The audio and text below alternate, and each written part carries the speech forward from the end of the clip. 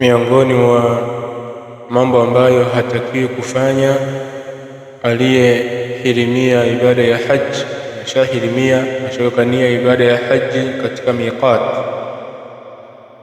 Jambo la kwanza, lubsul makhiti, haitakikani yeye kuvaa nguo ambayo imeshonwa. Yani mfano wake ile kanzu au suruali au soksi au nguo ya ndani, haitakikani. Jambo la pili, taghtiyatu ar-ra's lirrajul walwajhi lilmar'a, haitakikani mwanamume kufunika kichwa kwa kuvaa kofia, la, haitakikani. Na kwa mwanamke haitakikani yeye kufunika uso,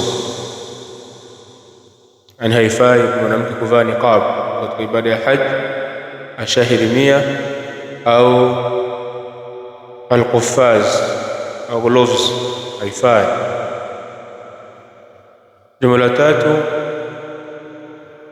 ambalo linaendana na jambo la nne, tamshitu ash-sha'ri, kuzitana nywele. Na jambo la nne ni halqu ash-sha'ri, kuzinyoa nywele. Jambo la tatu ambalo ni kuzichana nywele, zinapelekea nywele kunyofoka, naweza kuzitia kitana nywele zikachomoka, na haifai kishahirimia katika ibada ya haji kuwa ni mwenye kutoa nywele zake katika sehemu zake za mwili. Kwa haifai kunyoa nywele mpaka pale ambapo atafikia muda wa kunyoa. Alkhamis, jambo la tano, qasul adfar, kupunguza kucha, pia haifai. Jambo la sita, atatayyub, kujitia manukato.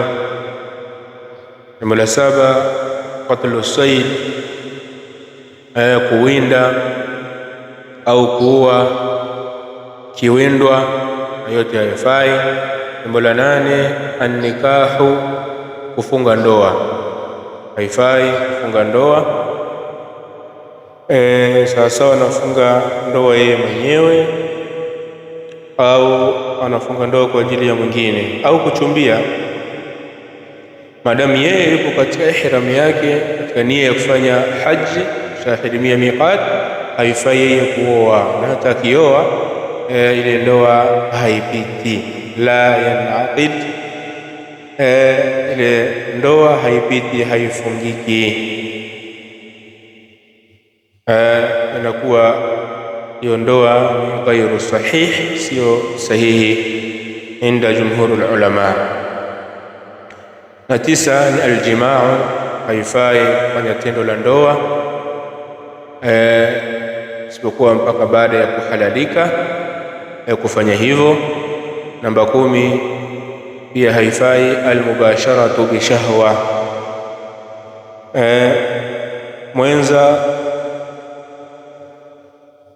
kumshika mwenza wake, yani mume kwa mkewe au mke kwa mumewe, au kumbusu au kucheza naye, lakini katika namna ambayo inaamsha matamanio. Madamu wapo katika ihram, basi haifai wao kufanya hayo. Lakini pia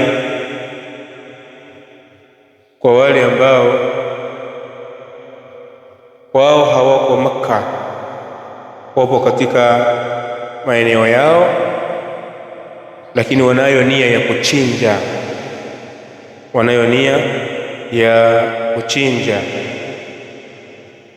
pia kwa wao haifai kunyoa, haifai kupunguza au kukata kucha. Pia haifai kuchukua chochote katika mwili, ni mfano kuiondoa ngozi katika mwili wake, sio kwamba nikate ngozi katika mwili wake. Ama ikiwa labda ngozi imetoka yenyewe katika tembea yake, imekutana na kisiki ikawa kimemtoa ile ngozi, au ngozi ikabaki imening'inia bila kutolewa, inakuwa ni maumivu, hiyo anaitoa. Ama tofauti na hapo, basi haifai kutoa chochote katika mwili wake. Asipunguze nywele, asipunguze kucha na kukata, na hilo linakuwa min dukhuli ashri dhilhijja, wakati ambapo linaingia 10 la mwezi wa Dhulhijja, ni siku 10 bora za Dhulhijja, hatta yadhbaha udhiyatahu, mpaka atakapokuwa amechinja kile kichinjo chake, basi hayo yaliyokatazwa wakati huo yanakuwa ni halali baada ya kuchinja kwake. Kwa hiyo yule ambaye ana nia ya kuchinja ayazingatie haya kwa lengo la kupatia na kufanya ibada yake kwa usahihi.